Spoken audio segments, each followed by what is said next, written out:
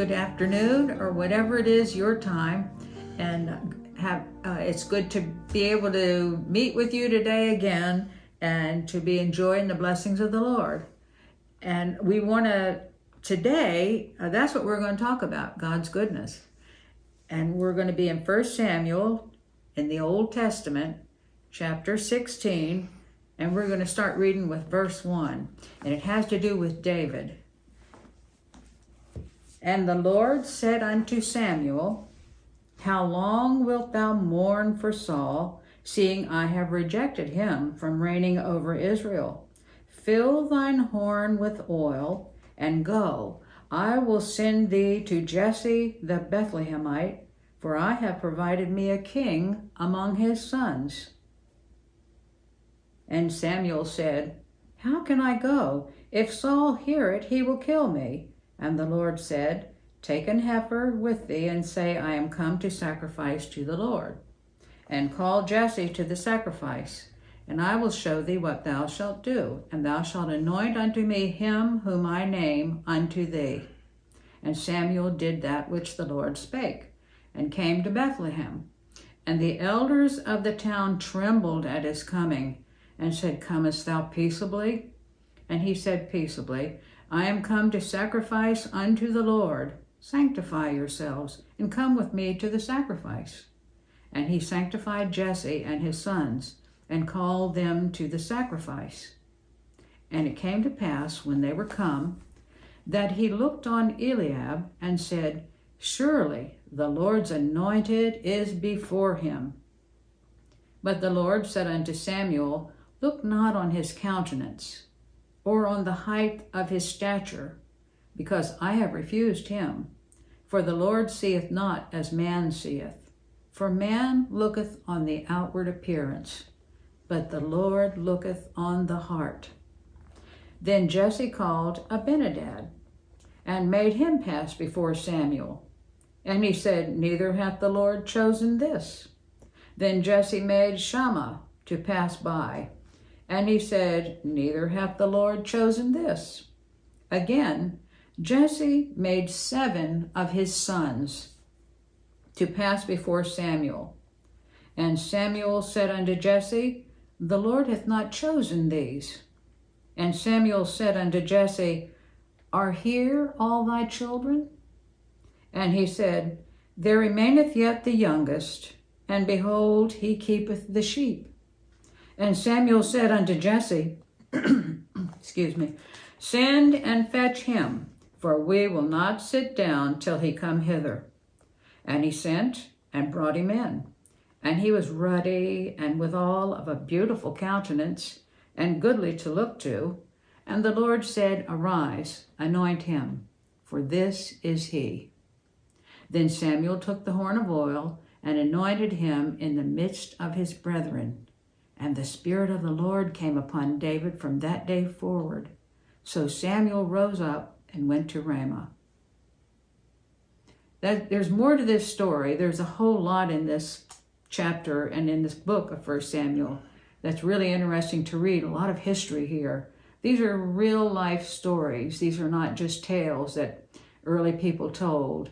These are true life stories.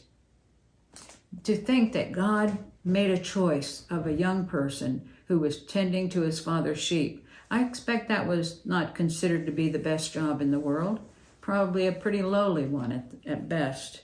And there he was, most likely alone. But there was something about David that God liked. And he chose him to be the next king over Israel. Now, it didn't happen right away. You'll have to read more of the story to find out when it did. But he became a king in Israel. That's a high position to be in, from a lowly shepherd to a king. And this is just one example of God's goodness. David played a harp. And you'll find that I can only imagine a harp is beautiful music. The sounds that come from a harp are just so soothing and so beautiful. And David played a harp. But he also wrote quite a few of the Psalms in the book of Psalms. So when you're reading those, you might want to look at the top of it, because in my Bible, it'll give you a little description that it was a song for the musicians and that David was the one who wrote it. And you'll find that in quite a few of the Psalms, David wrote them. And in fact, I think he wrote Psalm 23. I'm going to look to see real quick, because now I'm wondering. Psalm 23, the Lord is my shepherd. I shall not want. He did. He wrote Psalm 23. So that's another beautiful one. And it's such a famous part of Scripture that a lot of people know it, even if they don't really read much of the Bible. The Lord is my shepherd, I shall not want. He maketh me to lie down in green pastures. He leadeth me beside the still waters, not the rough and raging ones, but the still waters. He restoreth my soul. He leadeth me in the paths of righteousness for his name's sake. Yea, though I walk through the valley of the shadow of death, I will fear no evil. For thou art with me, thy rod and thy staff, they comfort me. The rod and the staff were things that the shepherd would have used. Thy rod and thy staff, they comfort me. Sometimes we need correction from the Lord. He's helping us to stay ready. Thou preparest a table before me in the presence of mine enemies. Thou anointest my head with oil. My cup runneth over. Surely goodness and mercy shall follow me all the days of my life, and I will dwell in the house of the Lord forever. And it's beautiful. He wrote the next one too. The earth is the Lord's, and the fullness thereof, the world, and they that dwell therein. So, there's so much in here. I encourage you to read God's holy word. It's the roadmap to heaven, and it will help you daily to keep yourself in a right heart and mind, and it will just strengthen you and bless you, and you'll be a blessing to other people. We all need that. We need encouragement. And David wrote Psalm 19, 1 through 4. Read a little of it. The heavens declare the glory of God, and the firmament showeth his handiwork. Isn't it the truth? You look at the stars at night, the sun and the moon, all the things he's created, and it's just awesome. But he's a master designer, and he loved color. He made grass green and the sky blue, and the water, just beautiful colors that God has given us to enjoy. Just think if everything had been black and white or gray.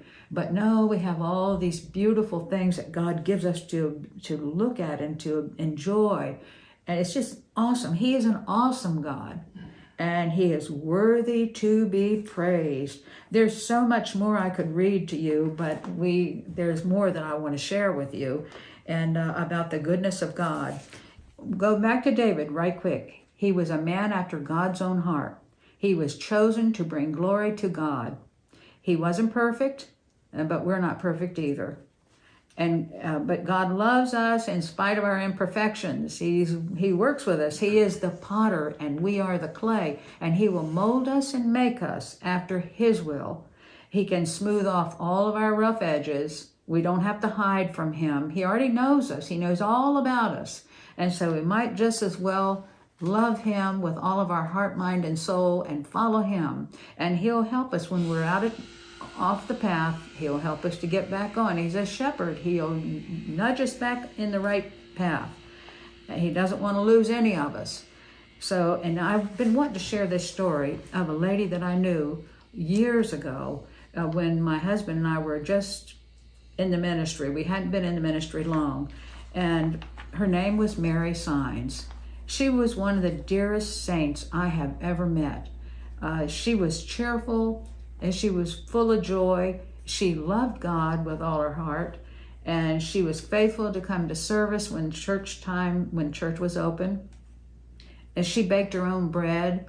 She made pies and cakes. She would bring some of her things to us to enjoy. And she lived alone. She was a widow at this point in her life, and she had a heart ailment as well. But she never mentioned or talked about her health. She was just busy doing and made quilts and helped others with quilts. If someone in the village that we lived in Pennsylvania, in the mountains there, If someone was not well that day or sick and she heard about it, she would go to their home. She walked. She didn't have a car. She had walked to their house and she would do their dishes, make them something, some soup or something to have. She would help them in any way she could, and then she would go home. She would just stay there as long as she was needed, and then she'd go home. And there was a man in the village who didn't attend church. I don't think he went anywhere. But he spoke at one point privately that he didn't know about a lot of people in the church, but he said Mary Signs was a saint, if there ever was one. She didn't go around boasting about herself or what she did. She just quietly did these acts of kindness to other people in the village. But she was a dear woman. But I wrote about her in my notebook one day because I wanted to remember her, because she has been such an example to me. As a young woman, I observed how she responded to things that happened in her life. And I'm telling you, it was incredible to watch her. Her loving ways. Her house had a coal furnace. And she stoked her own coal furnace, took care of it. That's how she warmed herself in the winter. And we had some winters there. The snow would blow so hard it'd blow sideways. And drifts and just cold. But she took care of herself in her home, and she loved working that coal furnace. And she did it. That's how she stayed warm. And she was one of the most contented women I've ever met. And I've told you quite a bit about her, and I want to skip down. She would walk to church. And when testimony time came, there weren't many people who would feel like they had something to share, I guess, about how God had blessed them. But Mary Signs had made up her mind years ago, she told me privately, that if no one else testified, she was going to. And she would stand up and she would say, I love my Lord. And she would just give him praise for what he had done in her life. She would share with us some of the things, and then she'd sit back down. She taught the little Sunday school class of the little children. And I had a baby at the time. It was Joel. And she would come to me and put her arms out to him and take him back to her little class. She probably had to hold him the whole time. But he'd be in Sunday school. But she had a story. When she was expecting her 8th child, 3 of her sons, I must say, became ministers of the gospel, if I remember it correctly. But when she was expecting her 8th child, before becoming a Christian, she despaired of life and walked back in the woods, thinking of ending her own life. When she heard a voice calling her, and the voice said, Mary, go back. And it so startled her. This voice out in the woods, with her mind made up to end her life, and the voice saying, Mary, go back. And so she did. And she knew she could not harm herself because the voice got her attention and surprised her so. She did turn around and went back home. She had that child prematurely. So early it was amazing that he lived, but he did. And that son brought her much joy and happiness, and she became a Christian. Her husband, though, had been unfaithful to her. But when he became sick and was dying, he came home to her, where she tended to him until he died. And she said to me regarding the other woman that she forgave her, and that if she had ever come to her house, her door, needing bread, she wouldn't have turned her away. I was a young woman when she shared this with me, and I was amazed at her expressions. She was joy personified. How blessed I was to be in the presence of such a woman. She was a woman with a made-up mind. She was not molded by the opinions or ways of others. She was patterning her life after Jesus and his teachings, and had joy, and your life was blessed by her kindness and eagerness to help others. I think of her as a wonderful soul who imitated Jesus, and I picked up some tips from her ways of handling some of the life situations. Then this morning, before coming to make this recording, I was thinking, I thought I had the thoughts for this meeting this time in my mind of how it would be, what I would say today, this topic and all. And then when I sat down this morning for my devotional time, I was just scattered, and I thought, oh my goodness, it's almost like at night when you're getting ready to rest and a good thought will come to you and you think, I should write this down because I don't want to forget it tomorrow. But you don't get up and then you've forgotten it. Well, that's kind of the way it was when I was up this morning. And then my daughter calls, and we were talking, and I mentioned it to her, how I felt a little scattered, and I'm scrambling around now trying to think of what I needed to say and get it together. And she said, well, Mom, what about that time when those people came and brought food, when you needed food? And I thought, oh yeah, we began to talk about it, and boy, it was just reminding me real good about it. And then I was talking to my son and his wife out in Montana, and I was talking to Alex, his wife, and I mentioned to her how I had been at a loss this morning, and I didn't say that I had been talking to my daughter about it previously, just moments before. And she said, well, what about that time when those people brought food to your house? So I thought, that's it. 2 people, so I'm going to share that little bit of a testimony. So if you just bear with me just a minute. It was years ago, and my husband and I, he was going to school to study for the ministry. And we were 27 years old. We were, not teenagers out of high school. And so he had to get a job, a part-time job, and I had to get a part-time job and to make ends meet. Well, at that point, I didn't have a part-time job. And he had been around Thanksgiving, this factory where a lot of the college students worked to have extra money, it laid off a whole lot of the students from the college where they were going. And that included my husband. And that meant we were going to be at a loss. And we got down pretty low. And till this one day, we didn't have much at all to put on the table for dinner. And I didn't want the children to know that we were down low like that. So whatever I fixed, it was like 2 things. I don't know what it was, but I remember we had a can of okra left and something else. And you can't do a whole lot with that. But anyway, I fixed these 2 things, whatever it was, and I put them I broke them down into 2 dishes on each end of the table because we had a long table. And the children were sitting around it for dinner. So I wanted to make it look like we had more. I didn't want the children to think we were out of everything, pretty much. So we sat down to the table, and we were just getting ready to pray, or had already prayed. It's been years ago. When a knock came on the door, and it was Leonard Albert from the North Cleveland Church of God. He was from Maine. He was a student also. But he was also in ministry at the North Cleveland Church. So him being a New Englander and my husband being a New Englander, they knew of one another, but we were not socially connected. And they had no children, but we did. And so Pat, his wife, said that morning in her devotional time, she felt led to take some groceries to the Silver family. And she didn't have children of her own to buy for us, so she really didn't know what to buy or what we'd like or anything. But she went to her husband when she had that impression, and she said to him what she felt that God was asking her to do. And he agreed, well, that's a good idea. So she said God told her how much she would spend at the grocery store, even. So she felt like she was to do that. So she went to the grocery store. She wasn't sure what we'd like or get, but she started putting things in her cart. When she got to the register, she said she doubted that God had figured in the tax. And so on that amount that he had told her she'd spend.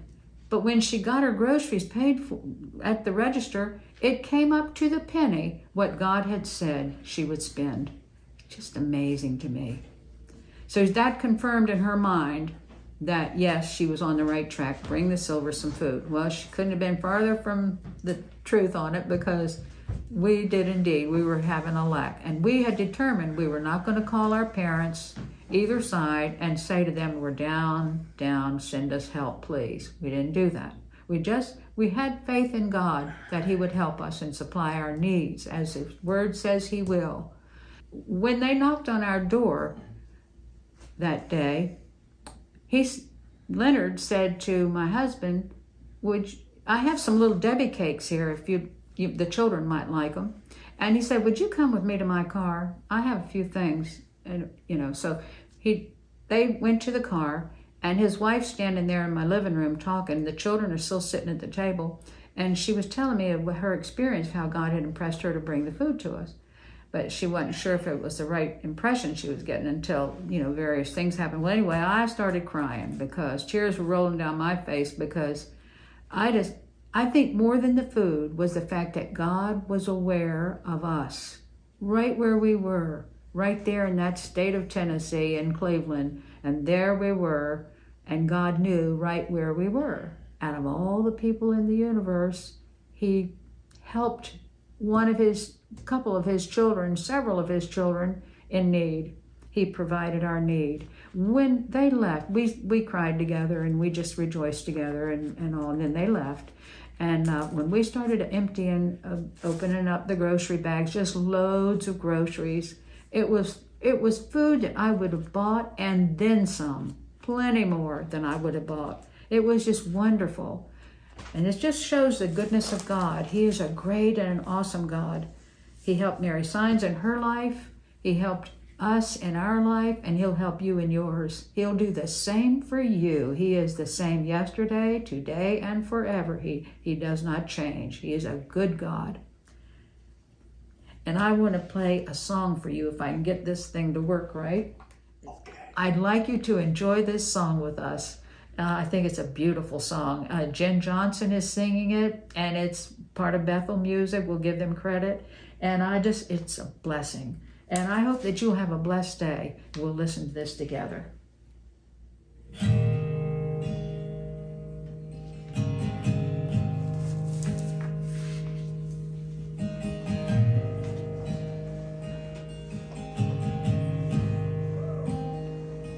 I love you, Lord. Oh, your mercy never fails me. And all my days I've been held in your hand. From the moment that I wake up until I lay my head, oh, I will sing of the goodness of God.